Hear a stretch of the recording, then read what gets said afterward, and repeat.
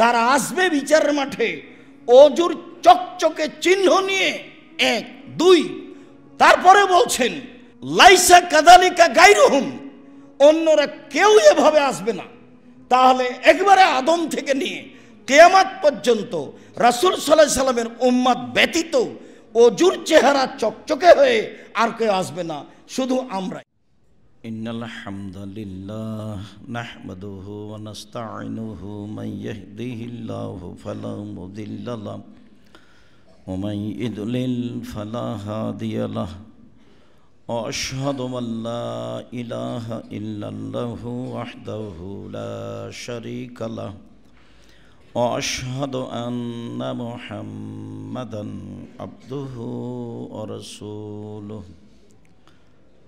أما بعد فإن خير الحديث كتاب الله وخير الهدى هدى محمد صلى الله عليه وسلم وشر الأمور محدثاتها وكل محدثة بدعة وكل بدعة ضلالة وكل ضلالة في النار.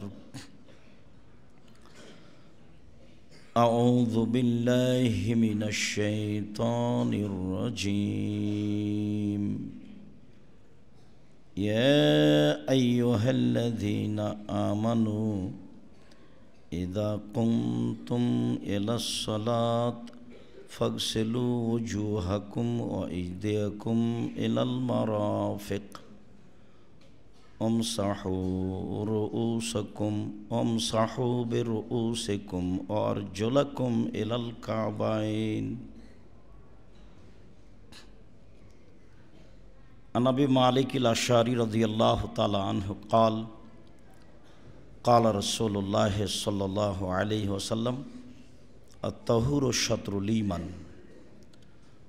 سبحان الله والحمد لله تملأ ما بين السماوات والأرض والصلاة نور والصبر ضياء والصدقة برهان والقرآن حجة لك وعليك إلى آخر الحديث رواه البخاري ومسلم. عن أبي هريرة رضي الله تعالى عنه قال قال رسول الله صلى الله عليه وسلم ألا أدلكم على ما يمحو الله به الخطايا ويرفع به الدرجات قالوا بلى قال اسبغوا الوضوء على المكاره وكثرة الخطى إلى المساجد وانتظار الصلاة بعد الصلاة فذلكم الرباط رواه البخاري ومسلم. সম্মানিত মসজিদের মুসল্লি, প্রশংসা আল্লাহর জন্য, শান্তি অবতীর্ণ হোক আল্লাহর রাসূলের উপর সাল্লাল্লাহু আলাইহি ওয়াসাল্লাম। আজ জুমার খুতবায় সংক্ষিপ্ত সময়ে বক্তব্যের বিষয় পবিত্রতা। অজুর ফজিলত, পবিত্রতা নিয়ে আমরা এক গুরুত্বপূর্ণ সংক্ষিপ্ত তথ্যবহল বিবরণের চেষ্টা করব ইনশাআল্লাহুল আজিজ। আমরা বাঙালি হিসাবে অনেকেই অবগত আছি যে আমরা ঢাকা মিরপুর 12 পল্লবী 171 নম্বর পোলের পাশে দাওয়া সেন্টারে নিয়মিত জুমার খুতবা দিয়ে থাকি। আমাদের জুমার খুতবা আরম্ভ হয়েছে পবিত্রতা দিয়ে। দীর্ঘ কয়েক মাস যাবৎ আমরা সেখানে ধারাবাহিকভাবে পবিত্রতা নিয়ে আলোচনা করে আসছি। বিগত জুমায় আমরা পবিত্রতার আলোচনা শেষ করে সলাতের আলোচনা আরম্ভ করেছিলাম। মর্মে আজকে আমরা এই জুমায় জামিয়া সালাফিয়া ডাঙ্গিপাড়া পবা রাজশাহী বাইতুল হাম জামি মসজিদে খুতবা দেওয়ার লক্ষ্যে বিগত খুতবা হতে পবিত্রতার গুরুত্ব, পবিত্রতার ফজিলত নিয়ে আজকে আলোচনা করব বলে আশা করছি ইনশাআল্লাহুল আজিজ। এতে আমাদের ছাত্রদের বেশি সুবিধা হবে বলে আমরা মনে করি। তাতে থাকবে সুন্দর করে ওযু করা, তাতে থাকবে ওযুর ফজিলত, তাতে থাকবে অপ্রয়োজনীয়ভাবে পানি খরচ না করা।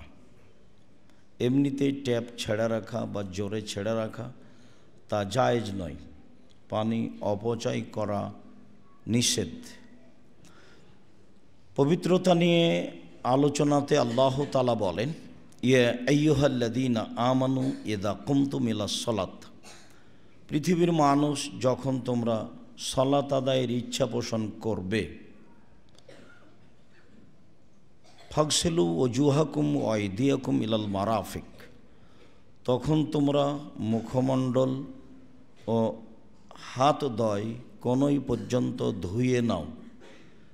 এটা আল্লাহর আদেশ, মুখ এবং হাত কোনই পর্যন্ত ধুয়ে নিতে হবে। অমসাহু বেরুউসিকুম, আর তোমরা মাথা মাসা করো। ও আরজুলাকুম ইলাল কাবাইন, আর পা ধুয়ে নাও টাকনু পর্যন্ত। আল্লাহ তাআলা অত্র আয়াতে অজুর আদেশ করো তো হাত কোনই পর্যন্ত অজুর ধারাবাহিক নিয়মে ধুয়ে নিতে আদেশ করেছেন, আর পায়ের টাকনু পর্যন্ত অজুর স্বাভাবিক নিয়মে ধুয়ে নেওয়ার জন্য আদেশ করেছেন, মাথা মাসা করার জন্য আদেশ করেছেন। এরপরে আল্লাহ তাআলা বলেন, ওয়াইন কুনতুম জুনুবান ফাত্তাহারু, তোমরা যদি কারণবশত অপবিত্র হয়ে থাকো তাহলে তোমরা পবিত্র হয়ে যাও, পবিত্রতা অর্জন করো। ওয়াইন কুনতুম মারদা আও আলা সাফারিন আও জা আহাদুম মিনকুম মিনাল গায়েদ আও লামাসতুমুন নিসা, এছাড়াও যদি তোমরা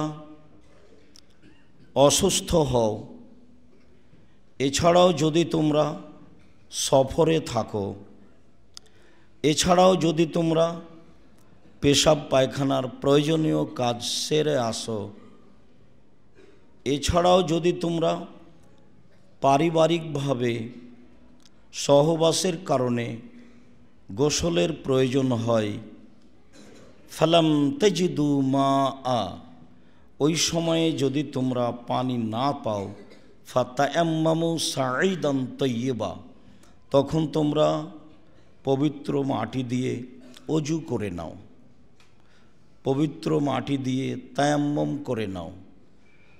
তায়াম্মম হচ্ছে অজুর স্থানে। আমরা আমাদের বিবরণে ধারাবাহিকভাবে অজুর আলোচনা করেছি, তখন আমরা আলোচনার এক পর্যায়ে তায়াম্মমেরও আলোচনা করেছি। তায়াম্মমের আলোচনাতে আমরা বলেছি, মানুষ যারা বলেছে পাথর দিয়ে অন্য কিছু দিয়ে চুন দিয়ে তায়াম্মম করা যাবে, তা আমরা নাকচ করে শুধুমাত্র মাটি বালু দিয়ে তায়াম্মম করা যাবে এ কথা বলেছি। তায়াম্মমে বলেছি হাত দুইটি একসাথে মাটির উপর মারতে হবে, হাত দুটি মাটি থেকে উঠিয়ে নিয়ে স্বাভাবিকভাবে হাতের তালুদ্বয় সামনে রেখে ফোঁক দিতে হবে। তারপরে হাত দুইটি মুখের উপর দিয়ে মুছে নিতে হবে। তারপর ডান হাতের তালু বাম হাতের পিঠের উপর দিয়ে এবং বাম হাতের তালু ডান হাতের পিঠের উপর দিয়ে মুছে নিতে হবে, তাহলেই হবে তায়াম্মম। অবশ্যই তা হবে কবজির উপর দিয়ে কবজি, অবশ্যই তা কোনই পর্যন্ত নয়, অবশ্যই তা বগল পর্যন্ত নয়, অবশ্যই তা তায়াম্মম করার জন্য দুইবার মাটির উপরে হাত মারতে হবে না। আমরা যারা ভারত, বাংলাদেশ, পাকিস্তানে শতকরা ৯৫ জন মানুষ মাযহাব মেনে থাকি, তারাই দুইবার মাটির উপরে হাত মেরে তায়াম্মম করি। প্রথমবারের জন্য মুখমণ্ডল আর দ্বিতীয়বারের জন্য হাতের কবজি পর্যন্ত। এভাবে আমরা তায়াম্মম করে আসছি, যা আমরা মাযহাবী ভাই বোনদের কর্মে দেখে থাকি, যা সহিহ হাদিস দ্বারা প্রমাণিত নয়। তায়াম্মমের ব্যাপারে কথাটি আবারও স্পষ্ট করি যে যদি মানুষের পানি দিয়ে অজু করা সম্ভব না হয়, যদি মানুষের পানি দিয়ে গোসল করা সম্ভব না হয়, যদি মানুষ পানি না পায়, তাহলে সে তায়াম্মুম করবে বলে আল্লাহ তাআলা আদেশ করেন। পদ্ধতিতে রাসূল সাল্লাল্লাহু আলাইহি সাল্লাম বলেন, প্রত্যেকটা মানুষ পুরুষ নারী তার হাত দুইটি মাটির উপরে মারবে। মাটির উপরে আঘাত করার পরে হাত দুইটি মুখের সামনে নিয়ে এসে একটি ফোঁক দিবে। ফোঁক দেওয়ার পরে এটা একটা সুন্নাত, ধুলাবালি থাক আর না থাক। তারপরে হাত দুইটি মুখের উপর দিয়ে মুছে নেবে। মুখের উপর দিয়ে মুছে নেওয়া শেষ হলে ডান হাতের পেট বাম হাতের পিঠের উপরে রেখে কবজি পর্যন্ত, এবং বাম হাতের পেট ডান হাতের কবজি পিঠের উপরে রেখে মুছে নিতে হবে। এটাই হলো তায়াম্মুম। বাস, আর দুশ্চিন্তা ভোগ করতে হবে না। যতদিন পর্যন্ত পানি না পাবে মানুষ, ততদিন পর্যন্ত মাটি দিয়ে তায়াম্মুম করবে এবং তাতে সে পবিত্র হবে। যে কোনো অপবিত্রতা থেকে পবিত্রতা অর্জনের পদ্ধতি পানি না থাকলে তায়াম্মুম। পানি নেই তখন তায়াম্মুম করবে, এটাই ঠিক। আবার পানি আছে কিন্তু অসুস্থতার কারণে তায়াম্মুম করছে না, কিন্তু অজু করবে, এটা ঠিক নাই। অজু করতে পাবে না। যখন সে পানি ব্যবহার করতে পারছে না তখন তাকে তায়াম্মুম করতে হবে, এটাই বিধান। চলেন এ ব্যাপারে রাসূল সাল্লাল্লাহু আলাইহি সাল্লাম ফজিলত গুরুত্ব হিসেবে যা বলেন। আবু মালিক আশআরী রাদিয়াল্লাহু তাআলা আনহু বলেন, রাসূল সাল্লাল্লাহু আলাইহি ওয়াসাল্লাম বলেছেন, আত-তাহুরু শাতরুল ঈমান, পবিত্রতাই হচ্ছে অর্ধেক ঈমান। কালেমা পড়ে মানুষ ঈমান আনে, কিন্তু পুরো জীবনের মানুষের পবিত্রতার মাধ্যম হচ্ছে অজু, পরিষ্কার থাকা। এটাই হচ্ছে অর্ধেক ঈমান। যদি মানুষ পরিষ্কার না থাকে, শরীর হাত পরিষ্কার না করে, কাপড় চোপড় পরিষ্কার না রাখে, তাহলে তার ঈমানে ঘাটতি আছে বা তার অর্ধেক ঈমান। এটাই কথা যা রাসূল সাল্লাল্লাহু আলাইহি সাল্লাম বললেন। অত্র বুখারী মুসলিমের হাদিসের প্রথম বাক্যটি এটাই যে পবিত্রতাই হচ্ছে অর্ধেক ঈমান। তারপরে তিনি বলেন, সলাত হচ্ছে আলো। সলাত বিচারের মাঠে আলো হবে। বিচারের মাঠ হবে বড় অন্ধকার এক পর্যায়ে। তারপরে তিনি বলেন, অসাবর দিয়ে, ধৈর্য হচ্ছে আলো। মানুষ এখন ধৈর্যের কথা বলে, কিন্তু ধৈর্য ধারণ করা লাগে কখন বা কীভাবে তা মানুষ প্রয়োজন মনে করে না, তা মানুষ বুঝতেও চায় না। রাসূল সাল্লাল্লাহু আলাইহি সাল্লাম বললেন যে ধৈর্য হচ্ছে আলো। তিনি বললেন, অসাদাকাত বুরহান, দান হলো দলিল। তারপরে তিনি বললেন, আল কোরআন হুজ্জাতুন লাকা ওয়া আলাইকা, কোরআন মানুষের পক্ষেও হতে পারে, কোরআন মানুষের বিপক্ষেও হতে পারে। মানুষ যদি নিয়মিত কোরআন তেলাওয়াত করে তাহলে কোরআন মানুষের পক্ষে থাকবে বিচারের মাঠে। যদি মানুষ নিয়মিত কোরআন তেলাওয়াত না করে তাহলে কোরআন বিচারের মাঠে মানুষের বিপক্ষে থাকবে, যা মানুষের জন্য বড় বিপজ্জনক কারণ হয়ে দাঁড়াবে। অত্র হাদিসে রাসূল সাল্লাল্লাহু আলাইহি ওয়াসাল্লাম এই বাক্যটিও বলেছেন যে সুবহানাল্লাহি ওয়া আলহামদুলিল্লাহি তামলাউ মা বাইনাস সামাওয়াতি ওয়াল আরদ, সুবহানাল্লাহ আলহামদুলিল্লাহ বললে আকাশ জমিনের ফাঁকা নেকিতে পূর্ণ হয়ে যায়। এ দিয়ে আল্লাহ তাআলাকে পবিত্র ঘোষণা করা হয়, যার কারণে এর নেকি বেশি।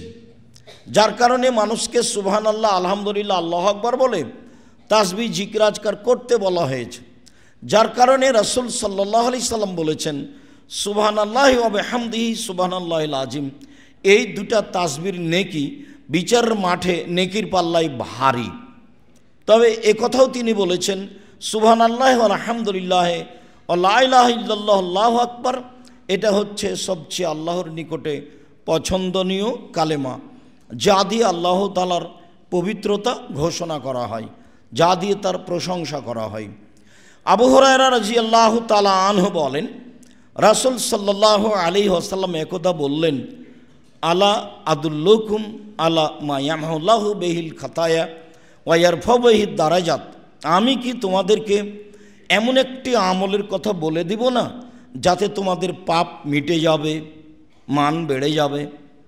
আমি কি তোমাদের এমন একটা আমলের কথা বলে দিব না যাতে তোমাদের পাপ মিটে যাবে, মান বেড়ে যাবে? সাহাবীগণ বললেন, বালা, হ্যাঁ বলেন, সেটা কি? এমন কথা তো আমরা জানতে চাই, সেটা কি বলেন? তখন আল্লাহ রাসূল বললেন, ইসবাগুল ওযু আলাল মাকারিহি, কষ্টের সময় বা শীতের দিনে ভালো করে অজু করা। প্রত্যেক অঙ্গ 3 বার করে ধৌত করার নাম হচ্ছে ভালো করে অজু করা। তারপরে কাসরাতুল খোতাইলাল মাসাজিদ, পায়ে হেঁটে মসজিদে যাওয়া। যত পথ বেশি হবে পাপ তত বেশি মিটে যাবে, মান তত বেশি বেড়ে যাবে। ওয়া ইন্তেজারুস সালাত বাদাস সালাত, আর সলাতের পরে সলাতের অপেক্ষায় থাকা। জোহর পড়েছি, আসরের আজান হলেই মসজিদে যাব। আসর পড়েছি, মাগরিবের আজান হলেই মসজিদে যাব। এই অপেক্ষায় থাকা, এই 3টি কাজে পাপ মিটে যায়, মান বেড়ে যায়। 1, ভালো করে অজু করা। 2, পায়ে হেঁটে মসজিদে যাওয়া। 3, সলাতের জন্য অপেক্ষা করা। রাসূল সাল্লাল্লাহু আলাইহি সাল্লাম অত্র হাদিসে এই কথাও বলেছেন যে এটাই হচ্ছে রেবাত বা দেশের বর্ডারে পাহারা দেওয়া বা ভালো কাজের উপরে প্রহরী হিসেবে প্রস্তুত থাকা বা শত্রুকে ঠেকানোর জন্য প্রস্তুত থাকা, যা দিয়ে সহজেই জান্নাত পাওয়া যাবে। উসমান রাদিয়াল্লাহু তাআলা আনহু বলেন, রাসূল সাল্লাল্লাহু আলাইহি ওয়াসাল্লাম বলেছেন, মান তাওয়াদ্দা ফাহসানাল ওযুয়া, কেউ যদি অজু করে, সুন্দর করে অজু করে, খারাজাত খাতায়াহু মিন জাসাদিহি, তাহলে তার শরীর থেকে সব পাপ ঝরে যায়। হাত্তা তাখরুজা মিন জাসাদিহি, খারাজাত খাতায়াহু হাত্তা তাখরুজা মিন জাসাদিহি, তার সব পাপ ঝরে যায়। এমনকি শরীরে যেসব তার পাপ রয়েছে বা তাহতা মিন আদফারিহি, নখের নিচে যেসব পাপ রয়েছে সেই পাপগুলিও ঝরে যায়। সুন্দর করে অজু করলে পাপ ঝরে যায়, এ কথা রাসূল সাল্লাল্লাহু আলাইহি ওয়াসাল্লাম বলেন। উসমান রাদিয়াল্লাহু তাআলা আনহু বলেন, রাসূল সাল্লাল্লাহু আলাইহি ওয়াসাল্লাম বলেছেন, মামিন মুসলিমিন তাহাজুরহু সালাতুন মাকতুবাতুন, যে কোনো পুরুষ নারী এমন অবস্থায় হলো যে তার নিকটে ফরজ সালাত চলে এসেছে, ফরজ সালাতের সময় হয়ে গেছে। ফা ইহসুনু ওযুআহা ও রুকুআহা ওয়া খুশুআহা, এই সময় যদিও সুন্দর করে অজু করে, সুন্দর করে রুকু করে, বিনয়ের সাথে ভয় ভীতি নিয়ে সালাত আদায় করে, তাহলে রাসূল সাল্লাল্লাহু আলাইহি সাল্লাম বলছেন যে ইল্লা কাফারাতান মিনাল খাতায়া মিনাল জুনুবে মিন কাবলিহি মিনাল যুনুবে, তার অতীতের যত পাপ আছে সব ঝরে যাবে। যদি তার অজু সুন্দর হয়, যদি তা ভয় ভীতি নিয়ে হয়, যদি তা অজুর নিয়মে হয়ে থাকে, তাহলে অতীতের সব পাপ ঝরে যাবে বলে রাসূল সাল্লাল্লাহু আলাইহি সাল্লাম বলেছেন। হাদিস বুখারী মুসলিম।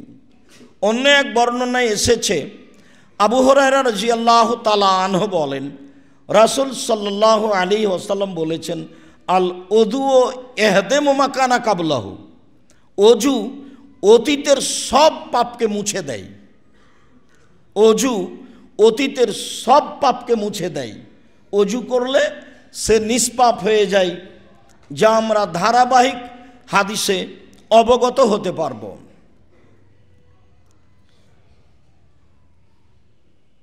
আবু হুরায়রা রাদিয়াল্লাহু তাআলা আনহু বলেন, রাসূল সাল্লাল্লাহু আলাইহি ওয়াসাল্লাম বলেছেন, এজা তাওয়াদ্দাল আব্দুল মুসলিমু যে কোনো পুরুষ নারী যখন অজু করে ফাগাসালা ওয়াজহাহু, অতঃপর সে তার মুখমণ্ডলকে ধুয়ে নেয়, খারাজা মিন ওয়াজহিহি কুল্লু খাতিয়াতিন নাদারা ইলাইহা, তাহলে মুখের মাধ্যমে, চোখের মাধ্যমে, কানের মাধ্যমে, জিহ্বার মাধ্যমে যত পাপ হয়েছে মুখমণ্ডল ধুইলে সব পাপ ধুয়ে যায়।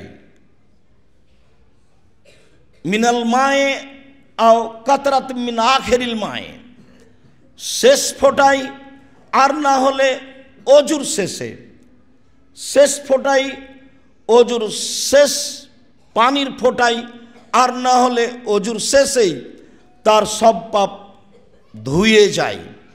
রাসূল সাল্লাল্লাহু আলাইহি ওয়াসাল্লাম বলেন, ফায়েদা গাসালা এদাইহে, যখন মানুষ তার দুই হাত অজুর জন্য ধুয়ে নেয়, খারাজা মিন এদাইহে কুল্লু খাতিয়াতিন বাতা সাথা এদাহু, যখন তার দুই হাত ধুয়ে নেয় তো দুই হাতের মাধ্যমে যত পাপ হয়েছে সব পাপ ঝরে যায় অজুর পানির সাথে, আর না হলে অজুর পানির শেষ ফোঁটার সাথে।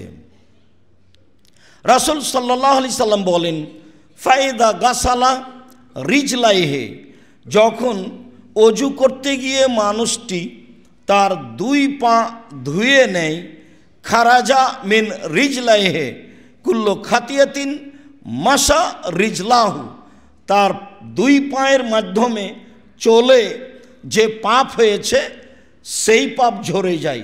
মা আল মায়ে ও মা আখেরে কাতরিল মায়ে, পানির সাথে ঝরে যায় আর না হলে অজুর পানির শেষ ফোঁটার সাথে ঝরে যায়। এই কথা বলার পরে রাসূল সাল্লাল্লাহু আলাইহি সাল্লাম বলেন, সুম্মা ইয়াখরুজ নাকিয়া মিনাজ যুনুবে, এরপরে লোকটা মসজিদে যায় নিষ্পাপ হয়ে, তখন আর তার কোনো পাপ থাকে না। অবশ্য রাসূল সাল্লাল্লাহু আলাইহি সাল্লাম এ কথাও বলেছেন, যখন মানুষ বাসায় অজু করে মসজিদে যায় ফরজ সালাত আদায়ের জন্য, তখন সে নেকি পায় হজ উমরার সমান। বাড়ি থেকে অজু করে বের হতে হবে আর সালাতের উদ্দেশ্যেই বের হতে হবে, তাহলে এ নেকি হবে। রাসূল সাল্লাল্লাহু আলাইহি ওয়াসাল্লাম বলেন।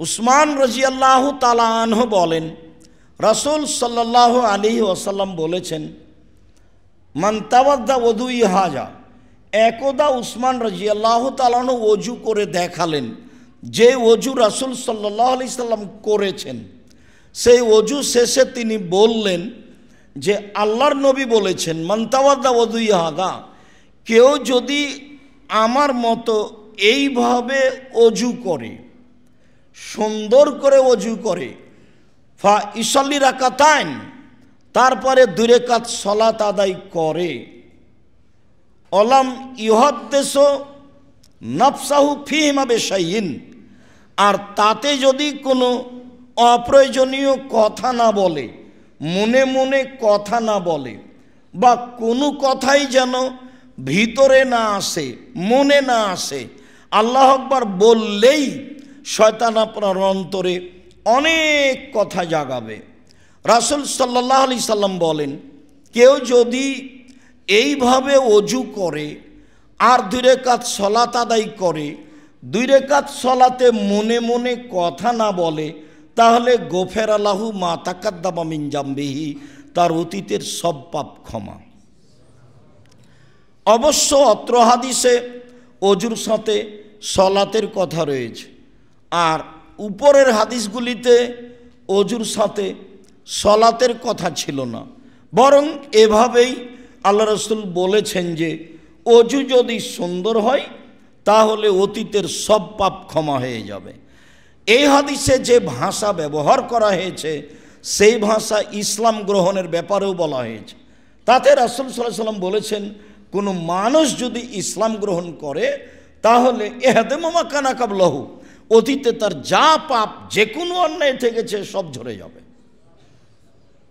ঠিক অনুরূপী মানুষ যদি সুন্দর করে অজু করে তাহলে অতীতে যে পাপ ছিল সব পাপ ঝরে যাবে, এই কথা রাসূল সাল্লাল্লাহু আলাইহি সাল্লাম বলেন। আমরা বিষয়টি ভালোভাবে বুঝে আমল করার চেষ্টা করব ইনশাআল্লাহুল আজিজ। আল্লাহুম্মা সাল্লি আলাইহি আল্লাহুম্মা বারিক আলাইহি। আলহামদুলিল্লাহি ওয়াহদা ওয়াসসালাতু ওয়াসসালামু আলা মান লা নাবিয়্যা বা'দা। উকবা ইবনে আমির রাদিয়াল্লাহু তাআলা আনহু বলেন, রাসূল সাল্লাল্লাহু আলাইহি ওয়াসাল্লাম বলেছেন, মা মিন মুসলিমিন ইয়াতাওয়াজ্জাউ ফায়ুহসিনুল উযুয়া, যে কোনো পুরুষ নারী যখন অজু করে, সুন্দর করে অজু করে, সুম্মা ইউসাল্লি রাকাতাইন, তারপরে 2 রাকাত সালাত আদায় করে, মুকবিলান আলাইহিমা বিকলবিহি ওয়াজহিহি, মনে প্রাণে ভয় ভীতি নিয়ে, মানে বিনয়ের সাথে, মনোযোগী হয়ে, অমনোযোগী হয়ে নয়, যেটা সাধারণত ছেলেদের ছাত্রদের মাঝে দেখা যায়। সব সময় শয়তান তাদের ভিতরে প্রতিক্রিয়া করে, সব সময় একজন আরেকজনকে ব্যস্ত করে, যেটা নেহায়াত অন্যায়। একজন আরেকজনের উপরে পায়ের উপরে পা চাপায়, যেটা নেহায়াত অন্যায়। একজন আরেকজনকে আঘাত করে, যেটা সলাতের মধ্যে নেহায়াত অন্যায়। এটা একটা আদব কায়দার ব্যাপার আছে জরুরিভাবে, কেননা ইবাদতের জগতে এটাই হচ্ছে ভিন্ন ধরনের ব্যতিক্রম বিশেষ ইবাদত, যার পদ্ধতির ব্যাপারে রাসূল সাল্লাল্লাহু আলাইহি সাল্লাম অনেক কথা বলেছেন। তাতে তিনি একবার বলেছেন যে রাসূল সাল্লাল্লাহু আলাইহি সাল্লাম বলেন, as-salatu salasatu aslasin, সালাত 3 ভাগে বিভক্ত। as-salatu salasatu aslasin, সালাত 3 ভাগে বিভক্ত। at-tahuru sulusun, অজু হলো 3 ভাগের 1 ভাগ। ও রুকুও সলুসুন, রুকু হলো 3 ভাগের 1 ভাগ। ও সজুদও সলুসুন, সিজদা হচ্ছে 3 ভাগের 1 ভাগ। ফামানাদ্দা হবে হাক্কেহা, যেই এইগুলিকে ঠিক ঠিক আদায় করলো, কবেলাত সলাতহু ও কবেলা সায়র আমালেহি, তাহলে তার সলাত কবুল করা হবে, তার সব আমল কবুল করা হবে। অইন রুদ্দাত আলাইহি সলাতহু, আর যদি সলাত তার উপরে প্রত্যাখ্যান করা হয়, তার নিয়মের কারণে যদি সলাত কবুল না হয়, তাহলে রুদ্দ আলাইহি সায়র আমালেহি, তার সব আমল প্রত্যাখ্যান করা হবে। অত্র হাদিস স্পষ্ট প্রমাণ করে যে অবশ্যই অজু ভালো হতে হবে, অবশ্যই রুকু ভালো হতে হবে, অবশ্যই সিজদা ভালো হতে হবে, অন্যথায় সালাত কবুল হবে না, অন্যথায় বাকি ইবাদতও কবুল হবে না। বিষয়টি বেশি ভাববার। আব্দুল্লাহ ইবনে আব্বাস রাদিয়াল্লাহু তাআলা আনহু বলেন, রাসূল সাল্লাল্লাহু আলাইহি সাল্লাম একদা বললেন, আল্লাহ তাআলা বলেন, মানে হাদিসে কুদসি, আমাদের নবী বলছেন, আল্লাহ তাআলা বলেন, ইয়া মুহাম্মদ হাল তাদরি ফিমা ইয়াখতাসিমুল মালাউল আলা, মুহাম্মদ আপনি কি বলতে পারেন ওপরে কি বিষয়ে হইচই হচ্ছে? উল্লেখ্য যে আল্লাহ আমাদের নবীকে মুহাম্মদ নাম ধরে ডেকেছেন, জিবরাইল আলাইহিস সালাম আমাদের নবীকে মুহাম্মদ বলে নাম ধরে ডেকেছেন। সাহাবীগণ বলতেন, ইয়া রাসূলুল্লাহ, হে আল্লাহর রাসূল। তারা বলতেন, আল্লাহ রাসূল বলেছেন, আল্লাহ রাসূল দিয়েছেন, আল্লাহ রাসূল করেছেন, আল্লাহ রাসূল খেয়েছেন। দুঃখজনক হলেও সত্য যে এই শব্দগুলি ছেড়ে দিয়ে ভারত, বাংলাদেশ, পাকিস্তানের আলেম ওলামা, সাধারণ মানুষ বলে হুজুরে পাক সাল্লাল্লাহু আলাইহি সাল্লাম বলেছেন। হুজুরে পাক মানে, হুজুর মানে আল্লাহ রাসূল হাজের কোনোদিন মরবেন না, হাজের নাজের, যার কারণে মিলাদ বলার সময় তারা দাঁড়িয়ে যায়, মানে নবী চলে এসেছেন। হুজুরে পাক বলার ভিতরে খুব দুর্বল কিছু রয়ে গেছে। হুজুরে পাক বলবে কেন? বলবে আল্লাহ রাসূল বলেছেন, রাসূল সাল্লাল্লাহু আলাইহি সাল্লাম বলেছেন, আল্লাহ রাসূল করেছেন। যেই ভাষা সাহাবীগণ ব্যবহার করেছেন, তাবেঈগণ ব্যবহার করেছেন, তাবেঈগণ ব্যবহার করেছেন, সে ভাষাই সকল মানুষকে ব্যবহার করতে হবে। যে ভাষা সালাফ খালাফ অতীতের লোকজন ব্যবহার করেছেন, সলেহ পরহেজগার মানুষেরা, সেই ভাষাই আমাদেরকে ব্যবহার করতে হবে। হুজুরে পাক সাল্লাল্লাহু আলাইহি সাল্লাম এই ভাষা জরুরিভাবে ত্যাগ করতে হবে। আল্লাহ তাআলা আমাদের নবীকে বলেন, মোহাম্মদ আপনি কি বলতে পারেন উপরে কি নিয়ে হইচই হচ্ছে? তা আমাদের নবী সরাসরি বললেন, নাম, জি হ্যাঁ আমি বলতে পারি। ফিল কাফারাত, উপরে হইচই হচ্ছে কিভাবে আদমের ছেলেমেয়ের পাপ মিটে যাবে, এই নিয়ে কথা হচ্ছে। কি করলে আদম সন্তানের পাপ মিটে যাবে এই নিয়ে কথা হচ্ছে। তা হচ্ছে যে আল মাকসু ফিল মাসাজিদ বাদা সালাওয়াত, সালাতের পরে মসজিদে বসে বসে তাসবিহ তাহলিল জিকির আজকার করলে আদমের ছেলেমেয়ের পাপ মিটে যাবে, এই নিয়ে কথা হচ্ছে উপরে। সালাম ফিরার পরে দাঁড়ানো হবে না, এইটা খারাপ অভ্যাস, এই খাসলাত, এই বৈশিষ্ট্য খারাপ। সালাতের পরে বসে বসে তাসবিহ তাহলিল জিকির আজকার করতে হবে, যা অনুকূলে হয়। এই করলে পাপ মিটে যাবে, মান বেড়ে যাবে, এই নিয়ে কথা হচ্ছে। 2 অল মাশি আলাল আকদাম এলাল জামাত, পায়ে হেঁটে মসজিদে গেলে, জামাতে গেলে পাপ মিটে যাবে, মান বেড়ে যাবে, এই নিয়ে উপরে কথা হচ্ছে। ওয়াইসবাগুল ওযু আলাল মাকারিহি, ভালো করে কষ্টের সময়, ঠান্ডা পানির সময় অজু করতে হবে, তাহলে পাপ মিটে যাবে, মান বেড়ে যাবে, এই নিয়ে উপরে কথা হচ্ছে। তাহলে পূর্বে দ্বিতীয় হাদিসে যা বলছিলাম সেটি আবার ফিরে আসলো। তা হলো আদম সন্তানের পাপ মিটে যাবে, মান বেড়ে যাবে কি করলে? মান বেড়ে যাবে, পাপ মিটে যাবে কি করলে? তাতে আজকের আলোচনা হিসাবে 1 নম্বরে সুন্দর করে ওযু করলে পাপ মিটে যাবে, মান বেড়ে যাবে। 2 নম্বরে পায়ে হেঁটে মসজিদে গেলে পাপ মিটে যাবে, মান বেড়ে যাবে। 3 নম্বরে সালাতের জন্য অপেক্ষা করলে পাপ মিটে যাবে, মান বেড়ে যাবে। পাপ মিটে যাবে, মান বেড়ে যাবে। বা মসজিদে বসে বসে তাসবিহ তাহলিল জিকির আজকার করলে পাপ মিটে যাবে, মান বেড়ে যাবে। এই পর্যন্ত বলার পরে রাসূল সাল্লাল্লাহু আলাইহি সাল্লাম বলছেন, শোনো, ফামান ফালা যালিকা আশা বে খাইরিন ও মাতা বে খাইরিন, এমন আমল কেউ যদি করতে পারে তাহলে তার মরে যাওয়া ভালো, তার বেঁচে থাকা ভালো। এমন আমল কেউ যদি করতে পারে তাহলে তার মরে যাওয়া ভালো, তার বেঁচে থাকা ভালো। এমন আমল কেউ যদি করতে পারে তাহলে তার মরে যাওয়া ভালো, বেঁচে থাকা ভালো, বাঁচলেও ভালো, মরলেও ভালো। তা হলো সুন্দর করে ওযু করা, তা হলো পায়ে হেঁটে মসজিদে যাওয়া, তা হলো সালাতের পরে তাসবিহ তাহলিল জিকির আজকার করা।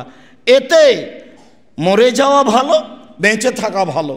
এরপরেও আরও জোরালো একটি বাক্য তিনি বলেন, ওয়াকানা মিন খাতিয়াতিহি কায়ামিন ওয়ালাদাতহু উম্মুহু, এরপরেও লোকটা হয়ে যায় সেই দিনের মতো যেদিন তার মাতাকে জন্ম দিয়েছে, নিষ্পাপ হয়ে যায়। এরপরেও সে লোকটি হয়ে যায় সেই দিনের মতো যেদিন তার মাতাকে জন্ম দিয়েছে, নিষ্পাপ হয়ে যায়। সুন্দর করে ওযু করলে, পায়ে হেঁটে মসজিদে গেলে, মসজিদে বসে বসে তাসবিহ তাহলিল জিকির আজকার করলে লোকটা হয়ে যায় পাপ থেকে সেই দিনের মতো যেদিন তার মাতাকে জন্ম দিয়েছে, নিষ্পাপ হয়ে যায়। কথাটি আল্লাহ রাসূল আরও অন্য জায়গাতে এভাবে বলেছেন যে কেউ যদি হজ করে, হজ যদি কবুল হয়ে যায় তাহলে লোকটি হয়ে যায় সেই দিনের মতো যেদিন তার মাতাকে জন্ম দিয়েছে, নিষ্পাপ হয়ে যায়। কথাটি আল্লাহ রাসূল আরও অন্য জায়গাতে এভাবে বলেছেন, কারো যদি জ্বর অসুখ হয় কেউ, তারপরেও বলে আলহামদুলিল্লাহ, তাহলে লোকটি হয়ে যায় সেই দিনের মতো যেদিন তার মাতাকে জন্ম দিয়েছে, নিষ্পাপ হয়ে যায়।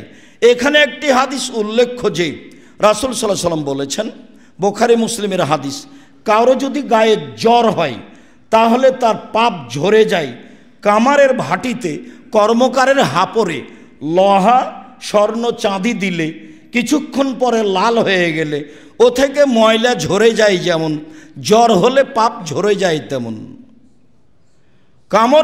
কামারের ভাটিতে হাপড়ে লোহা স্বর্ণ চাঁদি দিলে লাল হয়ে গেলে পাপ ময়লা ঝরে যায় যেমন, মানুষের জ্বর হলে, পুরুষ নারীর গায়ে জ্বর আসলে তেমনিভাবে পাপ ঝরে যায়।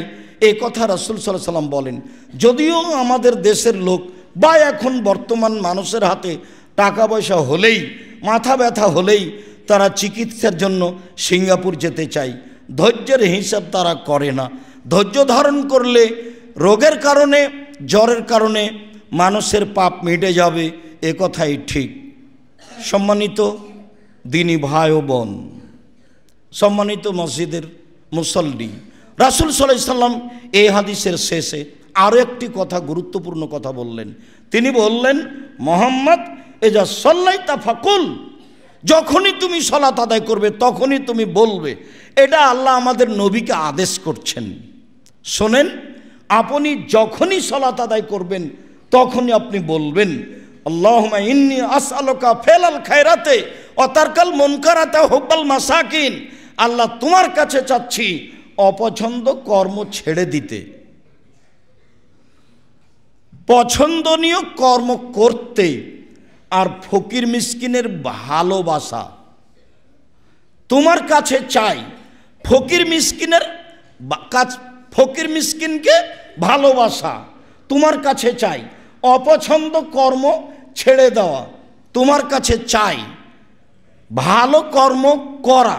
আল্লাহুম্মা ইন্নী আসআলুকা ফিলাল খায়রাতে ওয়া তারকাল মুনকারাতে ওয়া হুব্বাল মাসাকিন। যারা শতবার চেষ্টা করেও অন্যায় পাপ থেকে ফিরে আসতে পারি না, তাদেরও এই দোয়াটি সিজদায় পড়া ভালো। রাসূল সাল্লাল্লাহু আলাইহি সাল্লাম বলছেন, আমাকে আল্লাহ তাআলা এই দোয়াটি পড়ার জন্য আদেশ করলেন। আবু হুরায়রা রাদিয়াল্লাহু তাআলা আনহু বলেন, রাসূল সাল্লাল্লাহু আলাইহি ওয়াসাল্লাম একদা আতাল মাকবারাতা, কবরস্থানে আসলেন। আল্লাহর নবী কবরস্থানে এসে বলছেন, আসসালামু আলাইকুম আহলাদ দিয়ারে মিনাল মুসলিমিনা আল মুমিনিন।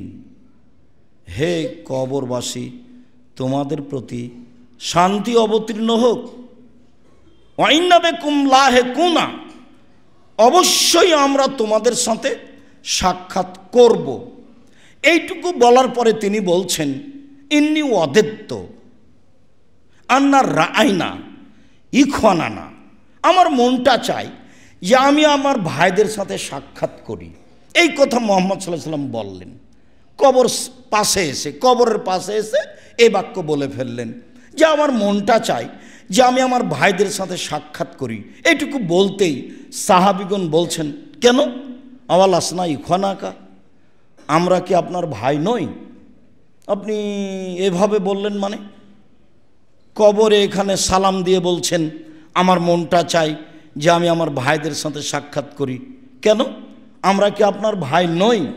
তখন আল্লাহ রাসূল উত্তরে বলছেন, আনতুম আসহাবি, তোমরা হচ্ছ আমার সাথী, তোমরা হচ্ছ আমার সাহাবী, তোমরা হচ্ছ আমার সঙ্গী। ওয়া ইখওয়ানুনা আল্লাযীনা লাম ইয়াতু বাদু, আর আমার ভাই হচ্ছে ওরা যারা এখনো আসেনি, আমার অবর্তমানে যারা আসবে তারা আমার ভাই। এই কথা মুহাম্মদ সাল্লাল্লাহু আলাইহি ওয়াসাল্লাম বললেন। তখন সাহাবীগণ বললেন, কাইফা তারিফু আল্লাযী লাম ইয়াতি মিন উম্মাতিকা, যে আসেইনি আপনার উম্মাতের তাকে আপনি চিনবেন কিভাবে? এটা সাহাবীগণ বলে ফেললেন। তার মানে বিবেকের একটু কথা উল্টা হলে সাহাবীগণ ধরে বসতেন যে এটা কেমন কথা, আপনি তাদেরকে চিনবেন কিভাবে? যারা আসেইনি তারা আপনার ভাই, তা আপনি আপনার ভাইদের চিনবেন কিভাবে?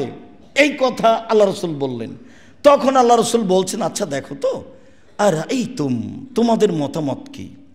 লাউ আন্না রাজুলান লাহু খাইলুন গুরুন মুহাজ্জালুনা, কারো যদি একটা ঘোড়া থাকে সাদা লাল থাকে, কপালে সাদা দাগ থাকে, হাঁটুতে সাদা দাগ থাকে। যদি কারো ঘোড়া থাকে সাদা লাল চকমকে, বাইনা জাহারাই খাইলিন বহমিন দহমিন, হাজারো লাখো বিকট কালো ঘোড়ার মাঝে, খুব কালো ঘোড়া বাকি হাজারো লাখো ঘোড়ার মাঝে যদি সাদা লাল একটি ঘোড়া থাকে কারো, হালিয়ারেফো হালিয়ারেফোহু খাইলাহু হালিয়ারেফো খাইলাহু, সে কি তার ঘোড়া চিনতে পারবে? এইটা সাহাবিগণকে জিজ্ঞাসা করলেন আল্লাহর নবী। তখন সাহাবিগণ বলেন, হ্যাঁ তা তো পারবে।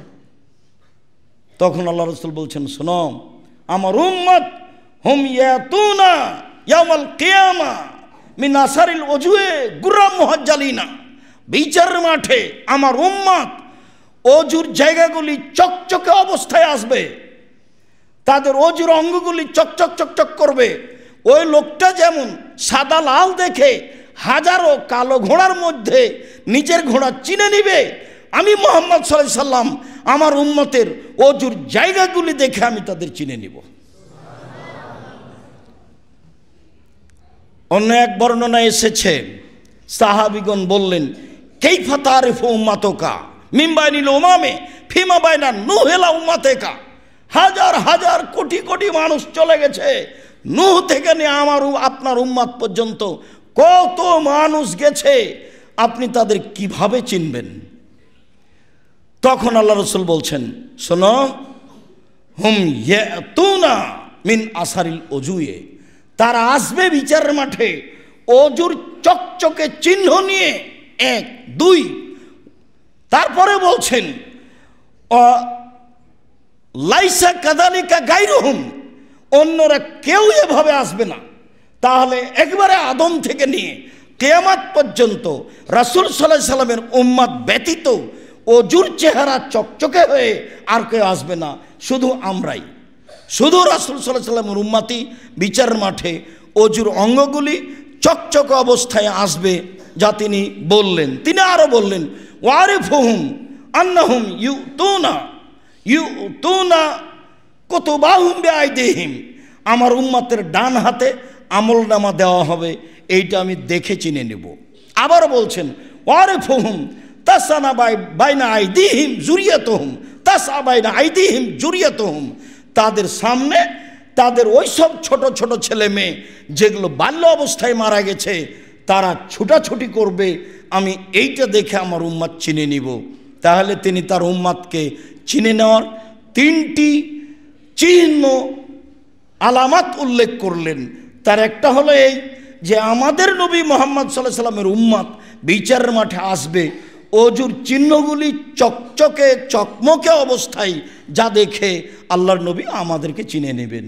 2, আমাদের ভালো মানুষের হাতের ডান হাতে আমলনামা দেওয়া থাকবে, এইটা দেখে তিনি চিনে নেবেন এইগুলি আমার উম্মত। 3, যারা আমরা ভালো বাল্য অবস্থায় ছেলে মেয়ে মারা গেছে, এই ছেলে মেয়েগুলি বিচারের মাঠে তাদের সামনে ছোটাছুটি করবে, এইটা দেখে রাসূল সাল্লাল্লাহু আলাইহি সাল্লাম চিনে নেবেন এইটা আমার উম্মত। সম্মানিত মসজিদের মুসাল্লি, আমরা আজকে অজুর ফরজিলত নিয়ে আলোচনা করছিলাম। এইগুলি আমরা অবশ্য ধারাবাহিকভাবে পেশ করেছি মিরপুর 12 পল্লবী দাওয়া সেন্টারের নিয়মিত জুমার খুতবায়। এগুলো যান্ত্রিকভাবে ধরা হয়েছে, সেগুলো আপনারা ইচ্ছা করলে সময়ের গতিতে সহজেই দেখতে পারেন। বিষয়ভিত্তিক আমরা নিয়মিত আলোচনা পেশ করেছি। আজকের আলোচনায় আমরা উপস্থিত যারা মসজিদে আছেন তাদের জোরালোভাবে বলছি যে সুন্দরভাবে অজু করবেন। আব্দুল্লাহ ইবনে মুকাফফা রাদিয়াল্লাহু তাআলা আনহু বলেন, রাসূল সাল্লাল্লাহু আলাইহি সাল্লাম বলেছেন, একুনু ফি হাযিল উম্মাহ কওমুন ইয়াতাদুনা ফিত তুহুরে ওয়াদ দুআয়ে, অচিরে আমার উম্মত আমার পরে এমন হয়ে যাবে তারা অজুতে সীমা লঙ্ঘন করবে আর দুয়াতে সীমা লঙ্ঘন করবে। দুয়াতে সীমা লঙ্ঘন করা হচ্ছে চিৎকার করে দোয়া করা, যেটা আমাদের দেশে ফরজ সালাতের পরে বিভিন্ন জায়গাতে ইমাম মুক্তাদি হয়ে থাকে। এটা হলো চিৎকার করে দোয়া করা, মানে দোয়াতে সীমা লঙ্ঘন করা। আর আমাদের পানি ব্যবহারে সীমা লঙ্ঘন হবে, যেটা আমরা করছি। কাজে আমরা এখানে জামিয়ার ছাত্রদেরকে বিশেষভাবে বলতে চাই যে তোমরা যখনই ট্যাপটা ছাড়ছ তখন স্বাভাবিকভাবে ছাড়তে হবে, যাতে করে তোমার অজু করা সহজ হয়। এমনি তুমি ছেড়ে দিলে পানি আসতেই থাকছে, এটা তোমার জন্য ক্ষতি। এটা নেয়ামত, একটা পানি আল্লাহর অনেক বড় নেয়ামত, সেইটাকে তুমি অপচয় করছো, নষ্ট করছো, মানে অপমান করছো। এই নেয়ামতকে অপমান করলে ফলাফল তোমাকেই ভোগ করতে হবে। এইটুকু হিতাহিত জ্ঞান, বিবেক বিবেচনা তোমার ভিতরে থাকতে হবে। অজু সুন্দর করে করতে হবে, এ কথাই ঠিক। সুন্দর করে অজু করে নিয়ে পাপ মুছে দিব, মুছে নেওয়ার চেষ্টা করব, এবং এই সন্তুষ্টি দিয়ে আল্লাহর নিকটে বিদ্যায় চাইব। সুন্দর করে অজু করে 2 রাকাত সালাত আদায় করলে যেটা চাইবে মানুষ, সেটা আল্লাহ দিবেন মর্মে আমরা প্রাণপণে সেই চেষ্টা করব। আল্লাহ আমাদের তৌফিক দান করুক, আল্লাহুম্মা আমিন। অজু সুন্দর করার পাশে পাশে আমি তো অনেক দিন পরে আপনাদের সাথে সাক্ষাৎ করি, সময়ের গতিতে তা হয়ে আসে না, তাতে আমি বলতে চাই, অবশ্যই জামিয়া সালাফে যেন আপনাদের প্রাণের প্রতিষ্ঠান হয়। আমার বা আমাদের ভুলের কারণে জামিয়া সালাফের ক্ষতি হোক, এটা আমরা কোনো দিন চাইনি।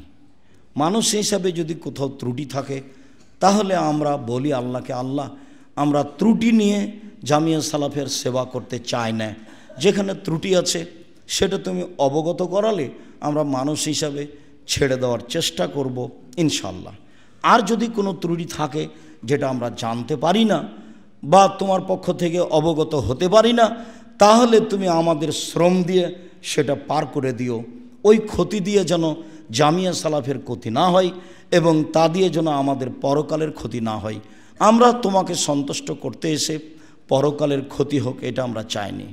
তোমার দরবারে জানাই, তুমি আমাদের জামিয়া সালাফে কবুল করো, তুমি আমাদের ছাত্র শিক্ষককে কবুল করো। ছাত্রদের পিতামাতারা এখানে খুব সাধ করে পাঠিয়েছে যে আমার ছেলেটা বড় আলেম হবে, মানুষের মতো মানুষ হবে, দিনের বড় খাদেম হবে, এ উদ্দেশ্যে তারা পাঠিয়েছে। তাদের চালচলনের কোনো দুর্ঘটনার কারণে তারা যেন ছিটকে না পড়ে, তুমি এইটা করে দাও, সব সময় যেন তারা ভালো অবস্থায় থাকে, তারা যেন তোমার সন্তুষ্টি নিয়ে দিন কাটাতে পারে, তারা যেন নিয়মিত তোমার কাছে তাদের প্রয়োজনীয় বিদ্যার দাবি তোমার কাছে করে। এই পথ, এই ঘাট তুমি করে দাও। তোমার এটা সহজ, তুমি সর্বশক্তিমান, তুমি সব কিছু করতে পারো। জুমার খুতবার শেষ অংশে এসে ছাত্রদের জন্য তোমার কাছে জোরালো দাবি জানাচ্ছি, তুমি জামিয়া সালাফের ছাত্রদের অন্তর পরিষ্কার করে দাও, তারা যেন তোমাকে সন্তুষ্ট করার জন্য বিদ্যা অর্জন করতে পারে। তোমরা যেন এই জাতির ভুল ত্রুটিকে সংশোধন করার জন্য বিদ্যা অর্জন করতে পারে। তোমার দরবারে আরও দাবি জানাচ্ছি, যারা আমাদের মারা গেছে তুমি তাদের কবরের শাস্তি মাফ করো, যারা অসুস্থ তুমি তাদের আরোগ্য দান করো, যারা আমরা বেঁচে আছি তুমি তাদেরকে তোমার রাসূলের পদ্ধতি অনুযায়ী চলার তৌফিক দান করো। দেশ বিদেশে যেখানে যারা আছে সবাই যেন জামিয়া সালাফিকে ভালোবাসে, সবাই যেন জামিয়া সালাফের জন্য দানের হাত প্রশস্ত করে, এই দাবি তুমি কবুল করো। তোমার দরবারে এই জোরালো দাবি দেওয়া দোয়া রেখে আজকের জুমার খুতবা এখানেই শেষ করলাম। আল্লাহুম্মা সাল্লি আলাইহি, আল্লাহুম্মা বারিক আলাইহি।